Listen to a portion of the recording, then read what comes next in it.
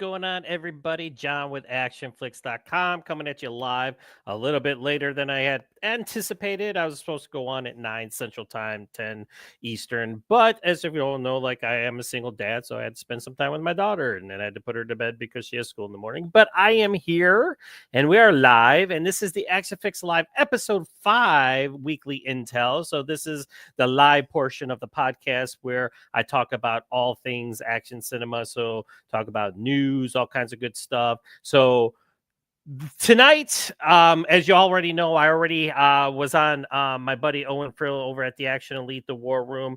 We had talked about Firewalker. That's right. So if you were able to check that one out, that was a good time talking to them about the greatness that is 1986's Firewalker, where Chuck Norris stars alongside Louis Gossett Jr.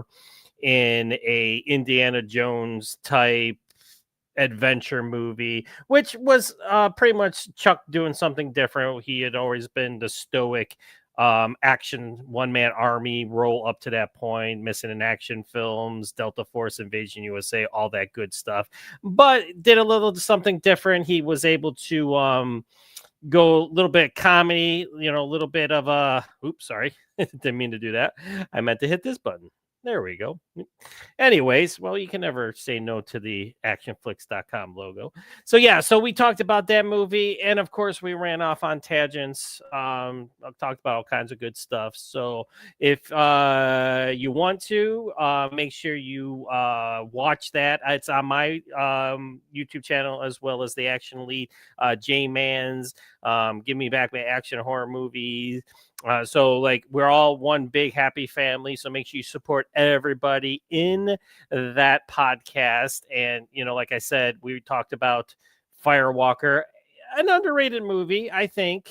I mean, I'm going to say it. It's an underrated Chuck Norris movie. Again, a lot of people didn't like it. There was a lot of flaws with it. We talked about it. My biggest gripe was the finale, how it felt kind of tacked on. Wasn't really, as stressful, wasn't a lot of sense of urgency. I brought up the fact that like it's just kind of like they're kind of like traipsing through the deserts and the jungles and everything, and they're like, "Hey, we found treasure," and then of course they fight, or Chuck fights Sonny Landham, which again, he shoots him and then he kind of jumps out at the end just for one final fight scene. Which again, I'm never going to say no to Chuck kicking ass, and of course we get the epic slow motion shot where he kicks him and he's like, "Arr!" when he does it. So again, never going to complain about that. But if you're going to ask my honest opinion, I thought that they just felt like they needed an action scene because there wasn't any really action at the end of it. But I always have fun with it. I mentioned to the guys that at the same time, with all of its flaws, I watched it today in preparation. I've seen it 1,000 times. I saw it in the movie theater when it first came out, and I've seen it VHS, DVD ever since. Watched it today, and it just puts me in a good mood.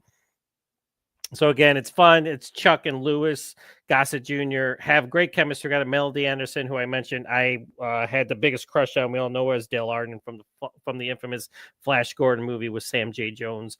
So she was the love interest to Chuck a little bit. They kind of hit it off. Really didn't do a lot with that romance, but at the same time, it was there nonetheless.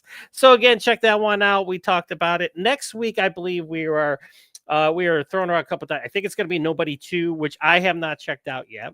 Nope, I know. It's like, how could you, John? I'm like, I get it. I'm an assistant manager where I work, and I'm a single dad, so sometimes I'm unable to make it to the movies. And I did joke about how before, back in the day, I used to see everything in a movie theater. Now it takes an event for me to go see a movie anymore. But I did go see Primitive War, though. As you all saw my out-of-theater reaction to that movie. That was awesome. So, but I'm going to check out Nobody 2 now that it is on streaming. And I believe we're going to talk about that next week. But we also talked about the box office bombs of the 90s that we all know and love. So that's another thing that we're going to be doing later on in the next couple of weeks. All right, so let's get started. So this is the weekly intel. So we're going to be talking about news, all kinds of good stuff. And as you can see from my thumbnail, we are talking Call of Duty. That's right. The Call of Duty movie has been confirmed. Paramount with Activision signed a big deal where they are going to be encompassing a live action adaptation of the blockbuster Call of Duty video game franchise. Also, today was kind of a bomb that dropped. James Gunn just kind of nonchalantly posted on social media that There is a Superman sequel coming in less than 2 years. Man of Tomorrow, it is called, is going to be coming in July of 2027. And of course, I'm going to give my thoughts on Mortal Kombat 2. It's delayed. It was supposed to come out next month. We were so close. We were getting hyped up. We're, the Johnny Cage faux trailers with Carl Urban, and like the trailer itself looked awesome. And then out of the blue, they just said, nope, you're going to have to wait 6 months and it's coming out next May. So I'm going to give a little bit of my thoughts on that too. And at the same time, I'm going to talk about some other stuff real quick. Not going to be a long broadcast tonight. I know it's a little late. A lot of you guys are probably, either in bed or doing other things, but I wanted to do a live because I have not done one in a couple weeks again, because again, my job and everything has gotten in the way. And for the next week into the weekend, I'm going to be working at night and closing. So it's going to be hard for me to do podcasts. So if you're watching, feel free to chime in, feel free to leave some comments and everything. So let's get started here. I'm going to bring up my website. That's right. If y'all know, the ACTION-FLIX.com website, which is the website where the Action Fix podcast derives from. Everybody, I always got to make sure I tell everybody it's a website. This is the podcast. This is my YouTube channel. Yes. But at the same time, I started with the website. So make sure you visit the website and check it out, because there's a lot of good things on there. As you can see, boom, there we go. Hey, look at that. So we got Street Fighter. Yes, as you all saw this week, the cast, well, not all the cast, people were missing. Jason Momoa for one. They took a group shot, but of course Jason Momoa was missing, and I believe the actor that plays E Honda, he was missing too. And then there's a blonde-haired lady in there that everybody thinks is Cammy, but nobody's mentioned who that is, so it's kind of weird at the same time. Anyways, and of course there's my Man of Tomorrow. So let's talk about, first of all, I'm going to go back to Call of Duty. That's right. Now, if y'all remember me in the past, I am not much of a video gamer. I used to play video games back in the day, but of course, it's hard enough for me to do anything nowadays. And it's like running this website. It's hard to watch movies and TV shows because I'm always doing this. I am watching real quick, because this kind of correlates with Call of Duty. I am now watching the Terminal List Dark Wolf, which stars Taylor Kitsch and a cameo from Chris Pratt, who's in a little bit, and Tom Hopper, who I kind of like. Is kind of a cool actor doing some action things. I've seen the first 2 episodes. I'm enjoying it. I did watch the season of the Terminal List, which came out a few years back with Chris Pratt. And of course, Taylor Kitsch was part of that too. This is the prequel, which sees Taylor Kitsch's Ben Edwards, how he became, who he was from the first season of the Terminal List. And if you love military style action with a little James Bond thrown in, because, he gets into the spy world after he gets kicked out of the SEALs. So I'm having a good time with it. Like I said, I've only seen the first 2 episodes. I believe another episode dropped today, so I have a couple more to catch up with. But let's talk Call of Duty. All right. If ever there was an action video game that was screaming for an adaptation, it's Call of Duty. And I remember when I posted this, somebody chimed in on one of my social medias that isn't the game, cinematic enough? And my answer is no, because a lot of people don't play the video games.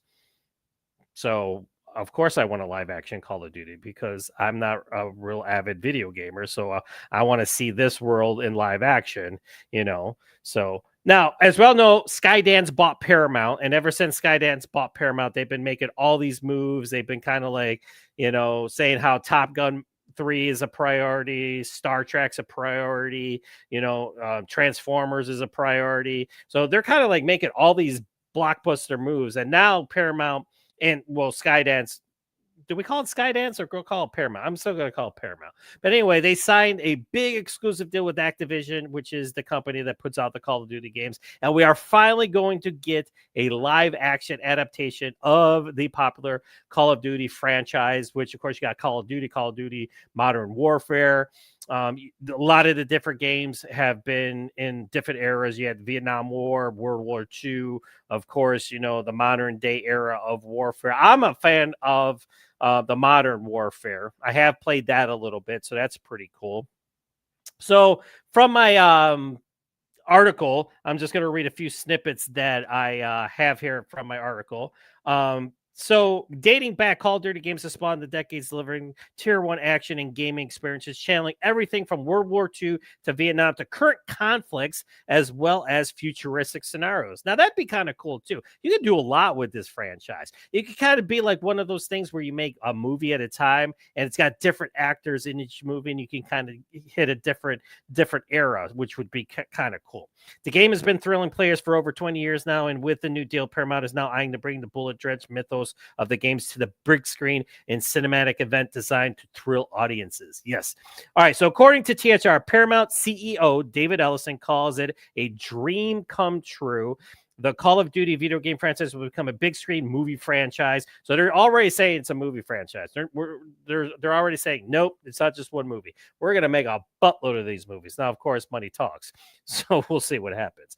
Thanks to a major deal between the entertainment studio and Activision, the source also added Activision and Paramount have inked a deal that will see the studio develop, produce, and distribute a live-action film based on the game franchise designed to thrill its massive global fan base by delivering on the hallmarks of what fans love about the iconic series while boldly expanding the franchise to entirely new audiences.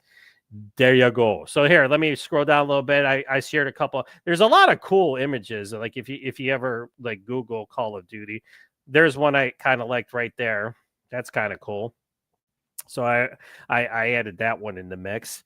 Now, Ellison also added, as a lifelong fan of Call of Duty, this is truly a dream come true. From the first Allied campaigns in the original Call of Duty through Modern Warfare and Black Ops, of course, there's Call of Duty Black Ops. I spent countless hours playing this franchise that I absolutely love.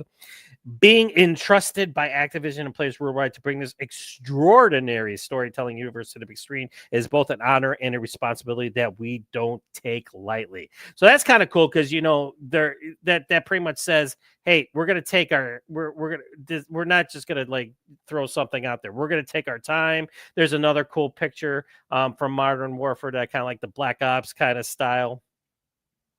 And Paramount is essentially riding on the coattails of the enormous success of the legacy sequel, Top Gun Maverick. We also had Top Gun 3 is a priority with Paramount now that Skydance has taken over. So he So they also added, throughout its history, Call of Duty has captured our imagination with incredible action and intense stories that have brought millions of people together from around the world, and that focus on making incredible Call of Duty games remain unwavering. Activision President Rob Kostich added, with Paramount, we have found a fantastic partner who we will work with to take the visual, breathtaking action to the big screen and defining cinematic moments. Booyah. The film will honor and expand upon what has made the franchise great in the first place, and we cannot wait to get started. Our shared goal is quite simple: to create an unforgettable blockbuster movie experience that our community loves, and then one that excites and inspires new fans of the franchise. So that's kind of cool. I mean, so like, boom. So like I said, a lot of cool stuff, and at the same time, Paramount and Activision really taking their time with it, really seeing what they're going to do with that. And we got a comment here. We got Real Popcorn Geek, and who joined me in the podcast with the Actually. He's chiming in. So he says, "Yeah, just call it Paramount W. Still W, even though Discovery merged with it." Yeah, I know, but it is what it is. He also says that I call it David Leitch, or yeah. So okay, so here's the thing. So now, with this, it comes to mind now, who do you want to star in it?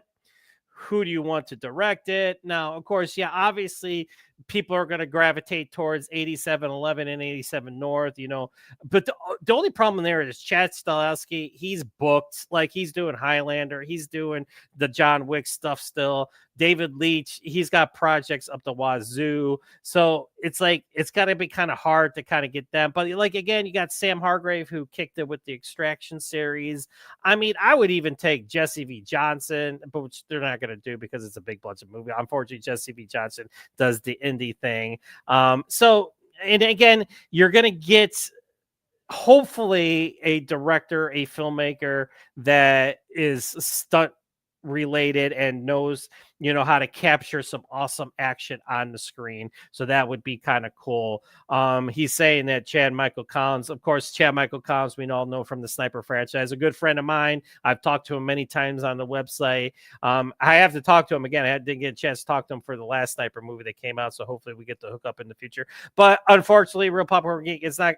I would love to see Chad Michael Collins, but I think like with Paramount doing this and having it be big budget, they're probably going to go like obviously Ryan Gosling or whoever. I would take Ellen Richardson too. So anybody that's doing action right now, you could pretty much plug into this scenario. I mean, if you ask me, I would love for this to be Scott Adkins to finally get his big break in a big blockbuster movie. As y'all know, I've been a big champion of Scott since back in the day, since Special Forces. I've interviewed him numerous times on the site. Have my own section. If you guys go on Essential Adkins, it's all about Scott Adkins. Everything you need to know. I would put him in it. He'd be awesome in it because he's done military type stuff in the past and everything. So he would crush it as well. So that'd be kind of cool at the same time. But obviously they're gonna want to get a big name, and who knows? Like they might get Tom Cruise to star in this as maybe like a general or something, or or he might even get in on the action. Who knows? Because we all know that he's doing the Top Gun thing. But I think that's the direction that they're going to go with.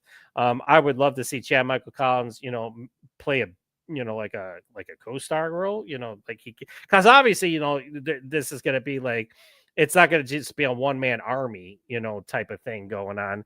So hopefully we get something where it's one,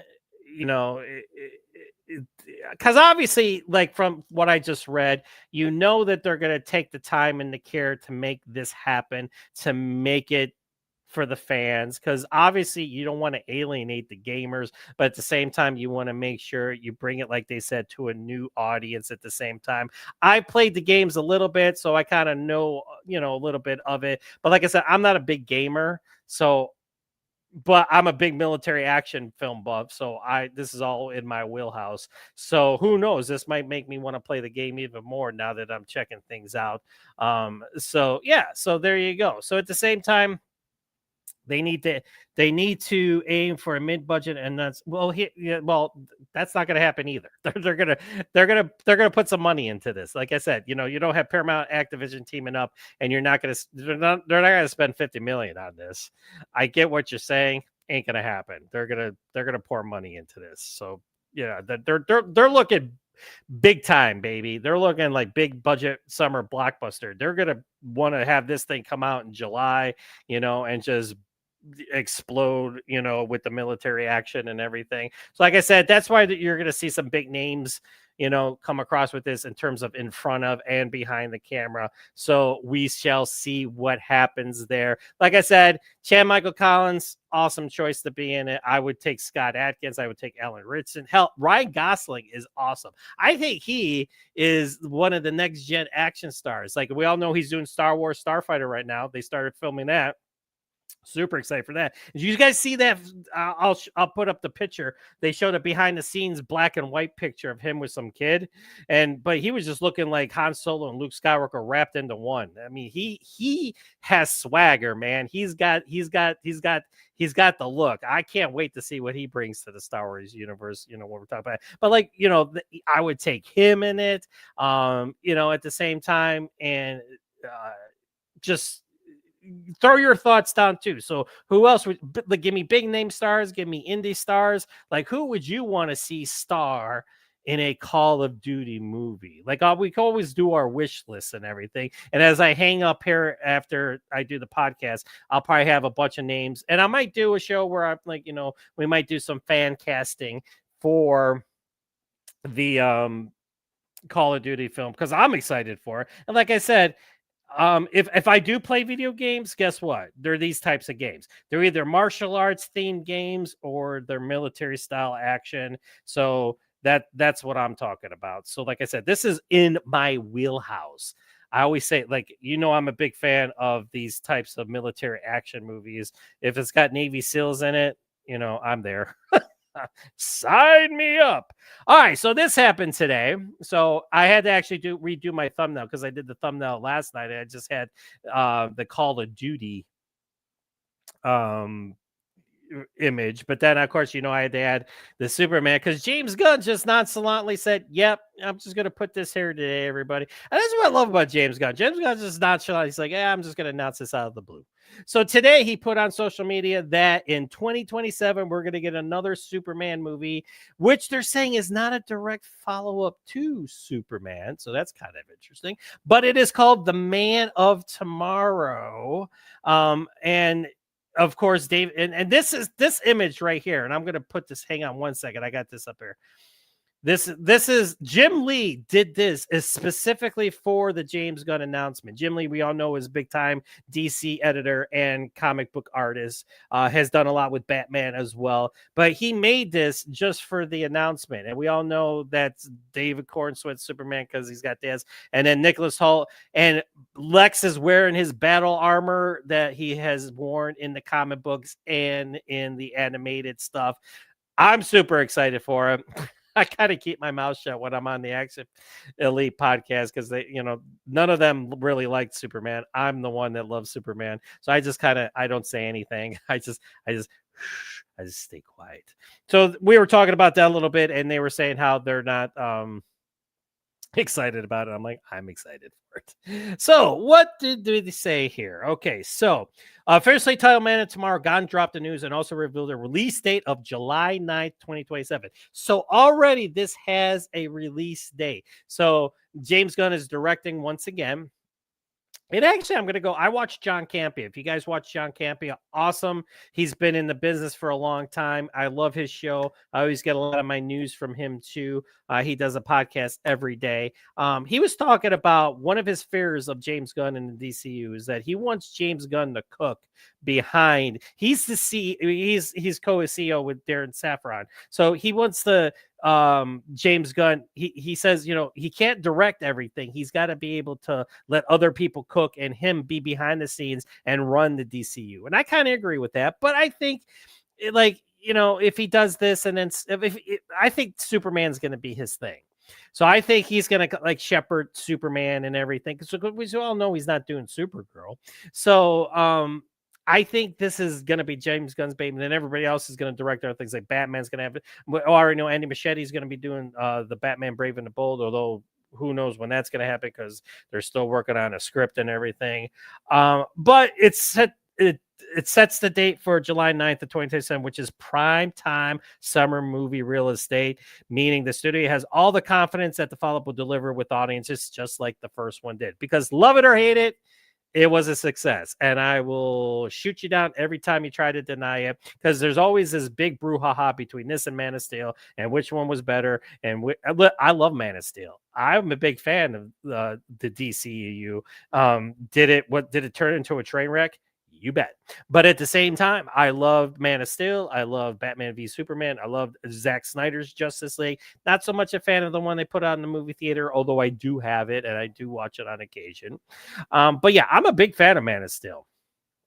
But I was a bigger fan of David Cornsweet and James Gunn's Superman because I thought it kind of brought it back to the comic book flavor of the old days, the glory days, and just the hope and inspiration and everything. And again, there was a lot of criticism about this Superman and how he was a weaker Superman. And I could shoot down those people that say stuff about that at the same time. Fans will, like I said, fans will take note that Lex is fully encased in his green and purple war suit, which is straight out of the comics and the animated series that there are in the movies that they've shown on through home video release. Gunn has teased that the sequel will not be a direct follow-up to this year's Superman. So of course we don't. He announced that the Super Family saga, so it's all going to be combined. So Man of Tomorrow and he's saying it's not going to be a direct follow-up, but it's most likely going to take place with Luthor escaping whatever incarceration that they have and building a suit to stand on an even battlefield. So we all know that Superman fought his clone in the first Superman. So now Lex is going to do it himself. He's going to get his tech armor and he's going to take on Superman in the follow-up. Who else is going to be in this? We can only speculate at this time, but I'm super excited for it. Like I said, if I swung my computer around, you can see my one wall over here. I have two big posters and one smaller poster of Superman that I hung up when I did my official podcast for my Superman review, and I left it up because I just like the way it looks. So yeah, so I'm a big fan of that at the same time. So give me your thoughts about that at the same time. Are you excited? Are you And I get it. Like, if you're not a fan, I totally understand. But if you're not a fan, let me know why you're not a fan, and I'll tell you why I am a fan. But all you got to do is read my review and my podcast, because I pretty much outline what I like. Did I love everything about it? No, I had some issues with it. But at the same time, it brought me back to Christopher Reeve, and I think that's what we needed.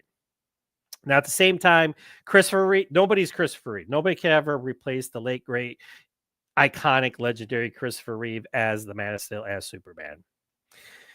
And I thought that Henry Cavill rocked it as Superman as well. It was a little darker. We all know he killed Zod. I get it. A lot of people hated that part. I was fine with it. I thought it was actually kind of cool in a way, because, he was forced to do something he didn't want to do to save people's lives. So, but that's another debate, that's been debated before. Batman kills in the DCU. So is this Batman going to do the same thing in the DCU? We could only speculate, but we got to first know who's playing Batman at the same time. So we will figure that one out. So that's coming up in July 9th of 2027. So won't that be excited? All right. So let's talk about this now. And boy, do I have opinions on this. Holy cow, do I have opinions on this. So let me get it up here first for you. And then you'll pretty much I like I said, I'm a writer. So like when I put this stuff on the site, I try to come up with the best way possible. That way you know what you're getting with my articles. And here it is. Boom. Flawed victory. Warner Brothers delays the highly anticipated Mortal Kombat 2 until May of 2026. Yes. With less than 2 months to go, and I can't even. Oh, I'm so mad about this. So we have less than 2 months to go, and they hyped this thing up. So, like, the freaking trailers, the faux trailers with Carl Urban as Johnny Cage, with the fake movie trailers, the fake movie posters.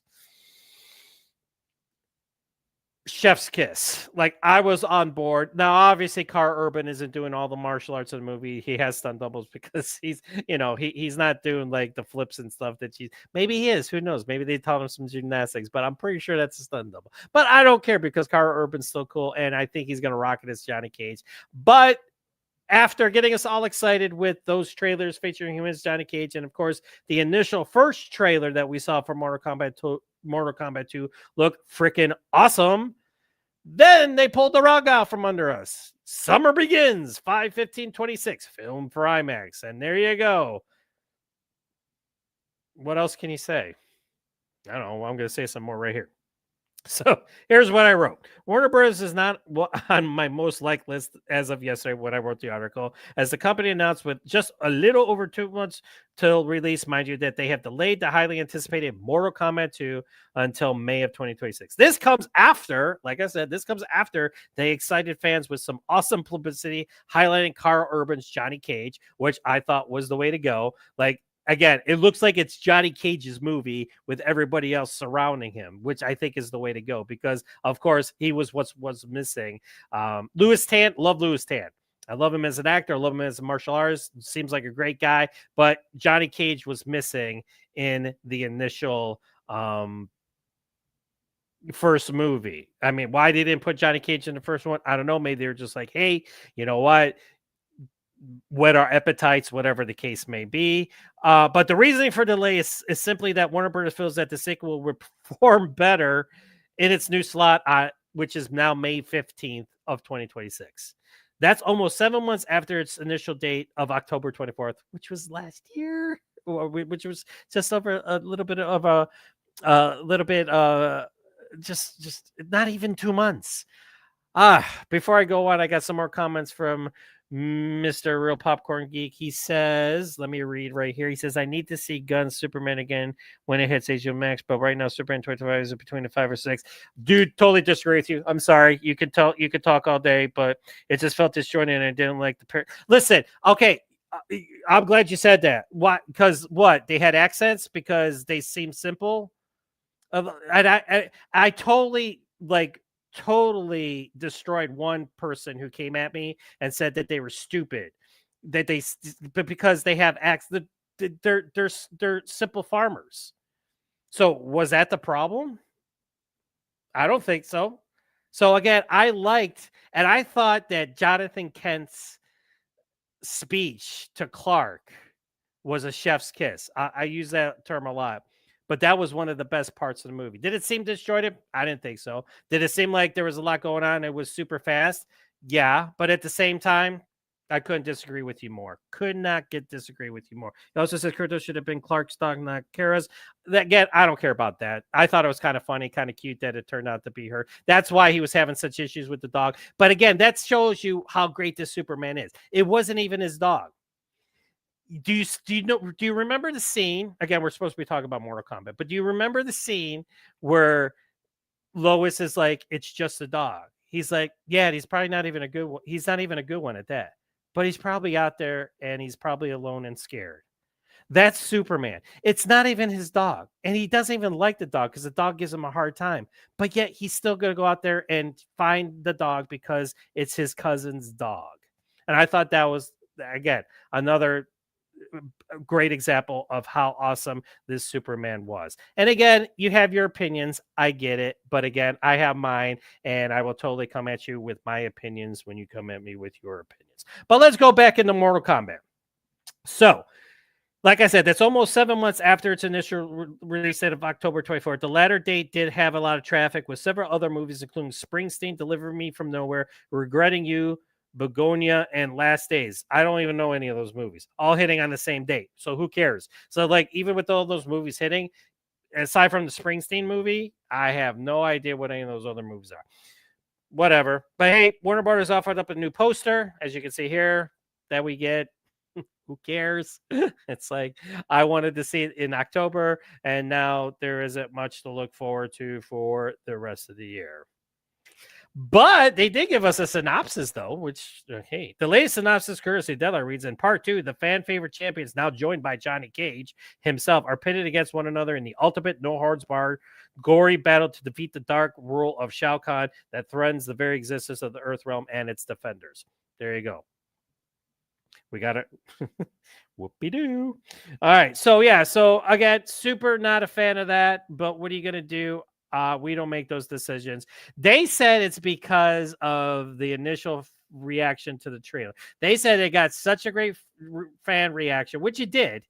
It had all these views and everything. But come on. If anything, you use that to hype it up for October. I think this movie would have made a lot more money coming out next month than next May, because there's a lot of movies coming out, because like there's a whole bunch of movies coming out like a week after Mortal Kombat is now going to be released and everything, and it's like, what the hell? It's like it has 1 week to make any money, because then all these other movies are going to start coming out and it's just going to get swallowed up. Now, I don't even know if it's good. Now, that's the other thing. Who knows if this movie is even going to be good? From the trailer, it looks awesome. I like the first one, even though it had some major issues. 1, no Johnny Cage. 2, there's no combat. There's no tournament in it. But it looks like they're fixing all those problems with this one. So again, there you go. What are you gonna do? All right, so we got some more. Let's see what he says here. He says, I hate when studios delay movie when the release dates. Yes. So again, we got a lot of that. He says he hates when, it's going to be coming out and then all of a sudden they pull the rug out from under us. We had that a lot during the pandemic. I get it.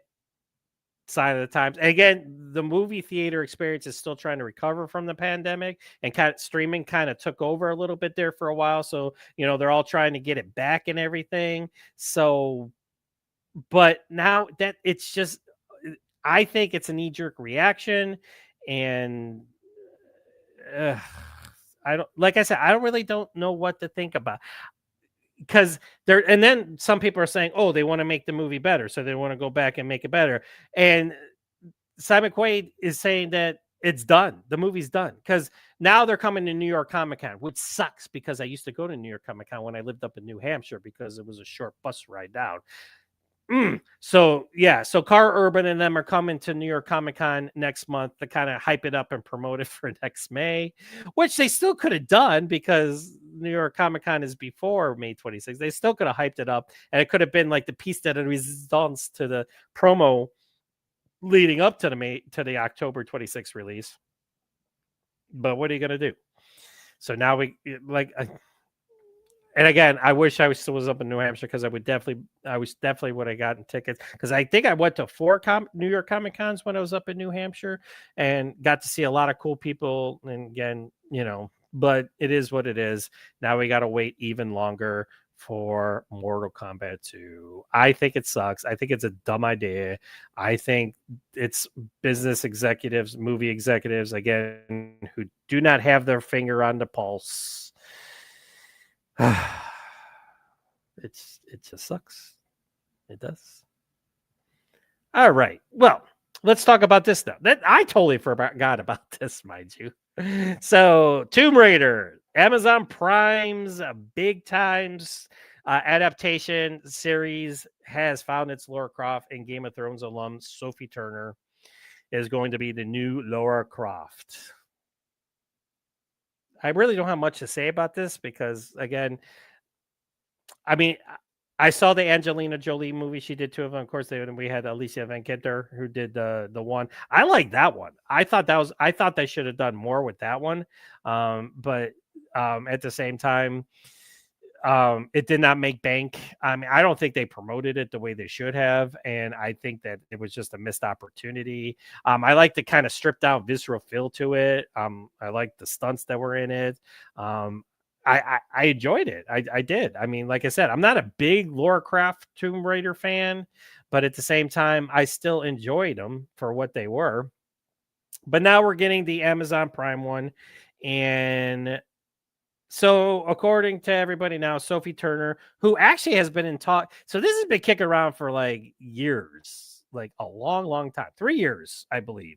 And Sophie Turner has actually been in negotiations since last November to star in this, but now I guess it's final, and she's now going to be Lara Croft.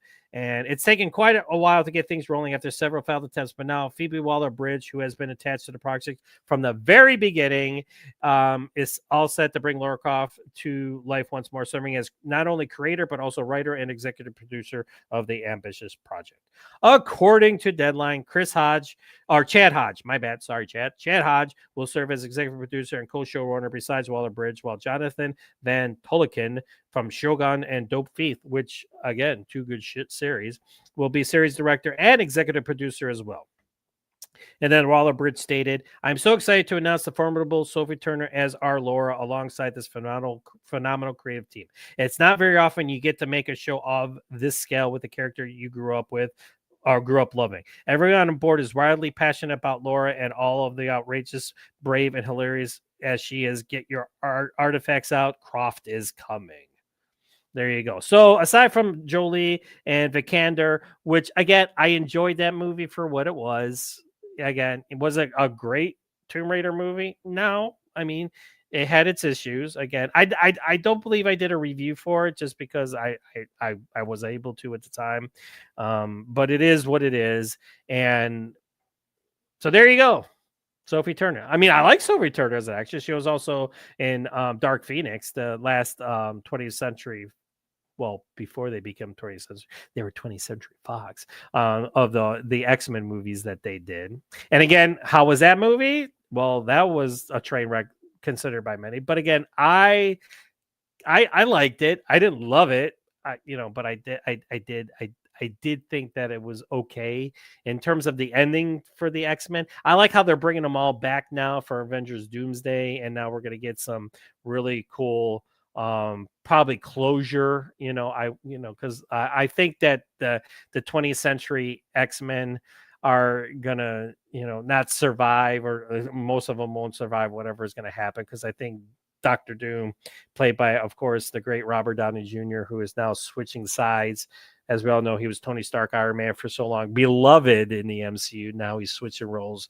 So we're going to see how that works out. But yeah, so I like her as again, I wasn't a big Game of Thrones fan. I just didn't really get into it. I watched the first season and I don't know what it was about it. I just it didn't grab me, and I haven't seen any other seasons since. Mainly because I just don't have time and I got to pick and choose what I watch. So there you go on that one. All right, so we got some more comments from Real Popcorn Geek. So he says, the last thing about Julie's films was actor Chris Berry from Red Dwarf. My head exploded when I saw him show up as her butler. Yeah. Again, I can take it or leave it. Again, they were fun movies. I liked how Gerard Butler was in the second one. And then he turned out to be the bad guy, which is which is kind of a bummer, but it is what it is. All right. Then he also has another comment about Mortal Kombat. He says, I think W realized that they should have had the original Mortal Kombat on 4K to help promote this new Mortal Kombat. I don't think that makes a difference. I mean, you could have done that too, but at the same time, you don't need to delay it 6 months. That was just stupid. Again, you're not going to change my mind about that. So it is what it is. All right. So there you go. So there's some real quick tidbits, some news. And again, we got a promo shot of the Street Fighter cast, which I'll talk about another time. We also got some good trailers that came out. Of course, if you all saw the Marvel Zombies trailer that came out, Disney Plus is doing the 4 episode limited series, animated series, which has Blade Moon Knight in it, and Mahershala Ali is not voicing it. So there's everybody's speculating, is he going to be Blade? I think he looks cool in this. I like, what? This is the first time we're getting to see Blade kick ass. If you saw the trailer, I was all pumped for it, but I do find it interesting that they got somebody else to voice it. But it could just be that, he hasn't done the role yet, so it doesn't really matter at this point. But I think it's going to be recast. I think that when they eventually do a Blade movie, or whenever whatever, who knows? Blade could be in Avengers Doomsday. He could be in Secret Wars. We don't know. I mean, all we could do is speculate and hear rumors back and forth about what people are saying, and all these blogs and sites that, just pretty much stress rumors. I don't really do rumors because it's hard enough just to do actual facts because I don't have time for anything else. So I really don't gravitate towards rumors unless it's concrete. I do find it interesting when people have rumors and stuff like that, but I just feel like, we'll find out soon enough. But I think that ship has sailed. I think they've taken so long with it that Ali is pretty much like, you know what? Take it. I don't want it anymore. You can give it to somebody else. I'm done. I'm going to do other things. Or I could be totally wrong, and he could be like, you know what? I want to do it, and he wants to do it so bad that he's waiting. And, and maybe it was a scheduling thing. Maybe when they did this and they had to do the voice for the Blade Moonlight, why I keep saying Moonlight, Moon Knight incarnation in this Marvel Zombies world, that he just wasn't available, so they just got somebody else to do it. That could have been another thing. Could have been a scheduled conflict. Who knows? I don't. You don't. All we can do is speculate. But let me. I'll bring it up here though, real quick. I'm not going to show the trailer. This is not trailer tactical, so this is weekly intel. But I there's a lot of cool images, and like I said, if you saw the trailer, like I love this one right here, because he just here. Let me pop this one up here. Like this is the Blade Moon Knight hybrid, just totally slicing up the zombie ghost, which is totally kick ass. And there's a lot of cool images that they released at the same time. So here's the official poster, which is kind of cool. And I'm not really sure what to take about Marvel Zombies. Do I like to see Captain America, my favorite heroes, turn into zombies? I mean, if it turns out, I mean, I didn't get a chance to read the comics version of this, just because I was out of comic books for a time. I have since gotten back into the comic books, but haven't really had a chance to go back and read some of the stuff that came out afterwards. There was the What If episode that they did. You know, they did the What If series, the animated series on Disney Plus, where they did Marvel Zombies. I did watch that. This, I think, is just a continuation of that. Maybe at the end, like I said, I have not read the comics, so don't spoil it for me. But maybe they like are able to turn the heroes back into their former selves and stuff like that. But it's kind of a cool concept to see the good guys become undead bad guys, and at the same time, you got a host of heroes that are still very much alive. But like I said, there's a lot of cool images. Of course, there's Captain America right there. Like, how's that for a shot? Yeah, Steve's not looking so good. Then there's Blade, who's not he's Blade Moon Knight, which that just listen. A lot of people are saying that they're not fans of this type of animation, but I think it looks sensational. Like I said, I watched the trailer. Excuse me, my throat is getting a tad parched. I was all into it. And then when Blade was carving up at the end, and then you just see Florence Pugh and David Harbour, who do the voices. They're just like, oh yeah, do that or whatever. I'm paraphrasing. Then of course there's Thanos zombie, which I mean Thanos is bad enough, but now as a zombie with the Infinity Gauntlet, what? Then of course there's all the other Marvel zombies. There's of course the ones that are still alive. Obviously we got Yelena, and David Harbour, and there of course there's Blade again. And then of course I love this shot too. Like that just looks awesome. Like I love the white eyes. I love the sword. I'm digging the whole cape. I listen. I would take a series with just this guy with Blade and Moon Knight. And like this just chef's kiss. There you go. There's that word again. And I'm going, there it is again. There's the shot. I just like again, if you saw the trailer, it just looks really, really cool. Like I said, I mean, it's 4 episodes. And at the same time, it's going to be interesting. Like I said, and like most of the people are back to do the voices, like I said. So you got Aquafina is back as Katie, David Harbour as Alexis, Shoskadov, which is Red Guardian, Simu Liu as Shang-Chi, Elizabeth Olsen as Wanda Maximoff, Scarlet Witch, Randall Park as Jimmy Woo, Florence Pugh as Yelena Belova, Haley Steinfeld as Kate Bishop, Dominic Thorne as Ray Williams, Ironheart, Iman Vellani as Kamala Khan, Miss Marvel, Paul Rudd as Scott Lang, Ant-Man, Tessa Thompson as Valkyrie, Riot Russell as John Walker, U.S. Agent, and Todd Williams does the voice of Eric Brooks, who is Blade. So that's what I was talking about when Ali is not doing the voice. There's a couple more images. I love that shot right there. That's a cool shot. And this one right here, this is from the trailer where Spider-Man is slicing through the air with his webs, and he slices up a bunch of zombies with his webs. That is kick ass. Can I just say how cool this is? I mean, come on. This just looks dope. I mean, just when you watch it in the trailer, like Spider-Man being Spider-Man's badass, but that's just Spider-Man being ultimate badass right there.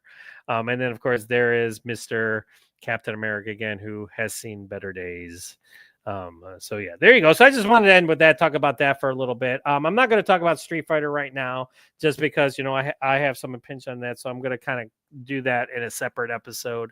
A lot of people are hating the cast selections.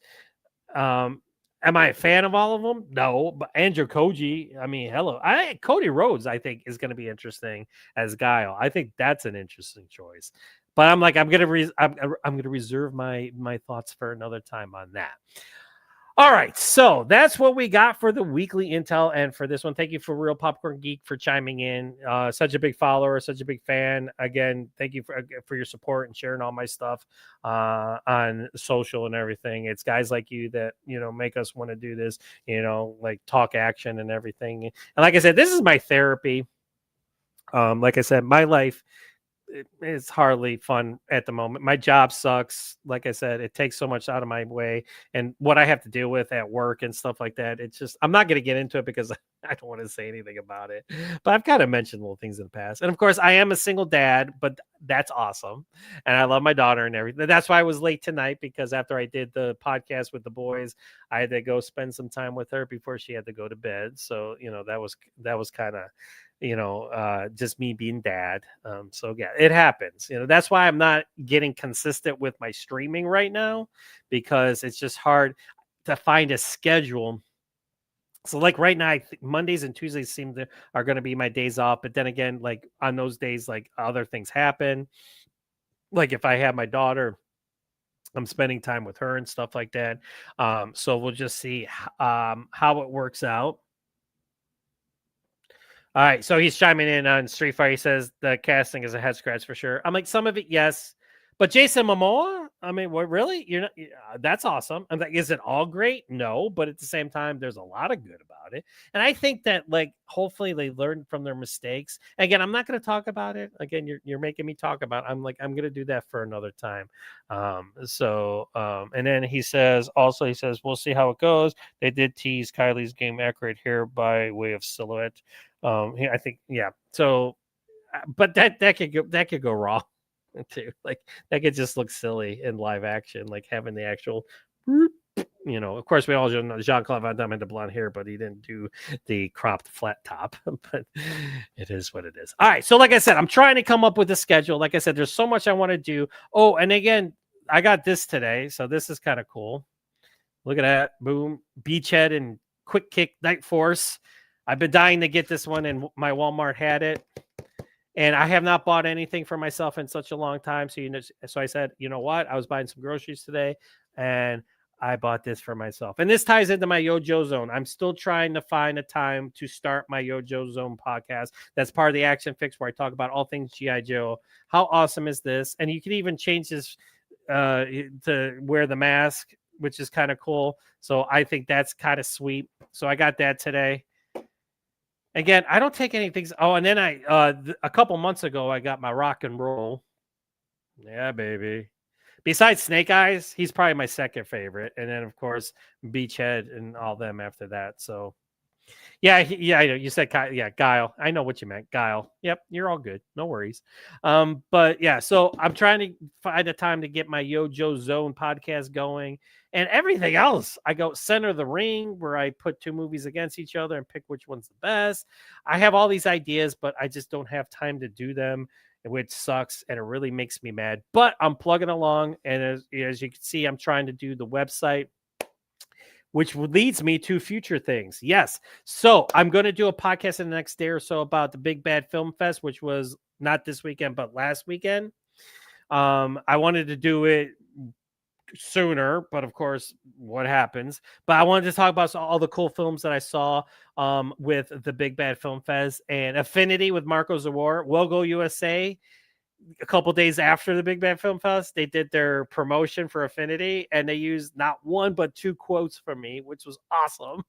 They used my title for the review, and they did another one, so that was awesome. So thank you, Will Go USA. You guys rock. There's a movie called Isolated, which is a Japanese Yakuza thriller, which came out of nowhere. Seriously, this is like one of the best action movies. It's just not. It's like 90 minutes long and 80 minutes action.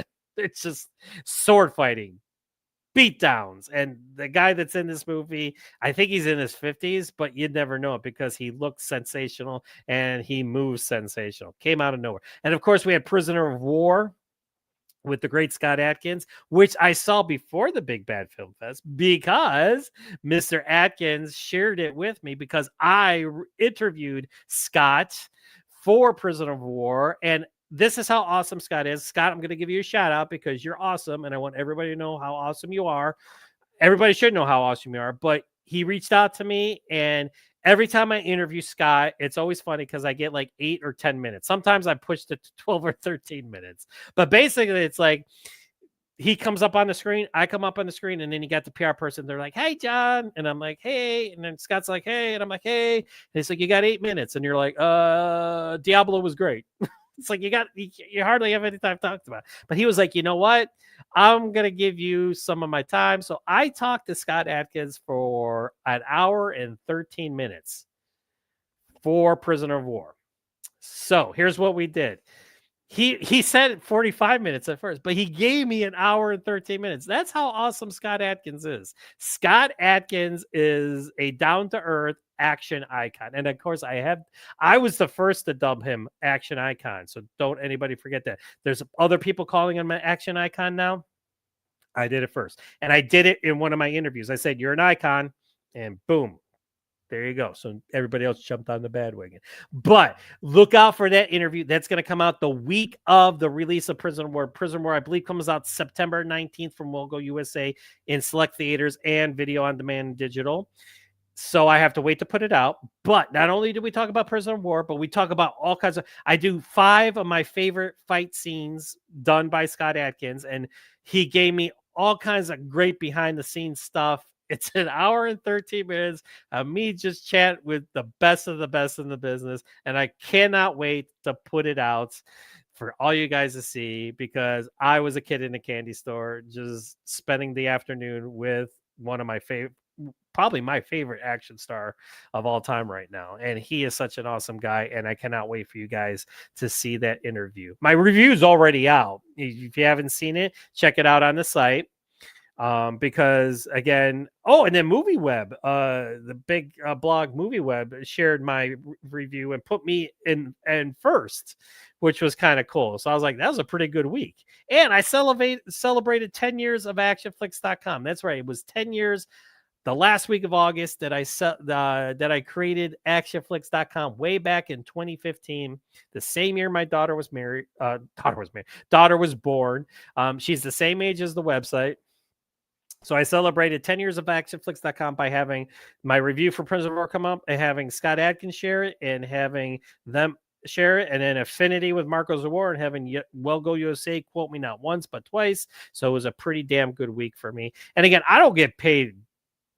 Like, listen, I get paid like the money to do this. I do this because I love it. I do it because I get to talk to people in the industry and all my favorite stars and filmmakers and everything. It's my therapy. But so like when that happens, that's better than money. Like when people recognize your work and recognize what you're doing.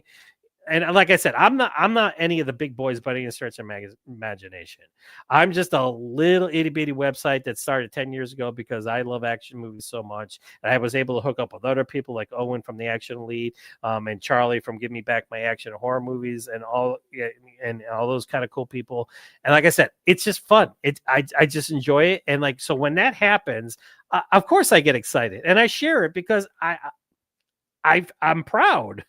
It's like people are liking what I'm doing and it makes it worthwhile. It's not like I want to do this and like have nobody watch me or read me or like it's like why would I do it if nobody was paying attention? So it's like it's just awesome to see, and it was the best way to celebrate 10 years of doing the website. I've been doing the podcast for about 3 years, maybe. I'm not sure when I started the podcast because it was the audio one first, which again I'm going to start up the audio one. I keep saying I'm going to do it. And I am. And I got some more interviews coming up. I did some interviews in August that I have not put up yet just because I haven't had the time and I had some technical difficulties. But I will be putting some more interviews up in the next week or so. So week of September 19th, be on the lookout for Scott Adkins, the in-depth extended interview with yours truly. Not only talking about Prisoner of War, which I gave a 4.5 out of 5. I think I told him in the interview that I was going to give him a 5. I'm sorry. I gave it a 4. I don't know why I should have just gave it a 5 because this movie kicks ass. Like I said, it is a World War II martial arts action flick with Scott doing what he does best. Interesting enough, and I will leave you with this little tidbit right here. In the interview, he said he was injured while making it. So he was unable to do some of the stuff he wanted to do, but he still looks sensational, and he still is sensational, and the movie is sensational, and it's one of my top picks for best action film of 2025. So put that in your pipe and smoke it. All right, so that's all I got for tonight. I'm at 1 hour. So again, so go out and check out my guest starring role on the Action Elite Live, the War Room. We talked about Firewalker tonight, so make sure you support Owen, J-Man, Charlie, and all those guys over there on that podcast. And thank you, everybody, for your support. Thank you for, everything that you do. Thank you for just being you. Just thank you. Like I said, I can't stress it enough. Thank you from the bottom of my heart, and for all the support that you guys give me, because like I said, this is my therapy. As y'all know, I've had a really rough 5-6 years, like with my disorder that I had to go through, and then of course my separation, and becoming a single dad and everything. So like I said, doing this website and talking to all you and talking to everybody in the industry and stuff like that, that's what keeps me going. All right. So until next time, like I said, I am going to start getting all the other podcasts out. It's just a matter of when, but don't worry. You'll just see a floodgate open, and you'll just see everything just pour out at the same time. And it'll be a deluge of cool shit. All right. So until then, be nice until it's time to not be nice. All right. Take it easy, guys. Have a good one. All right.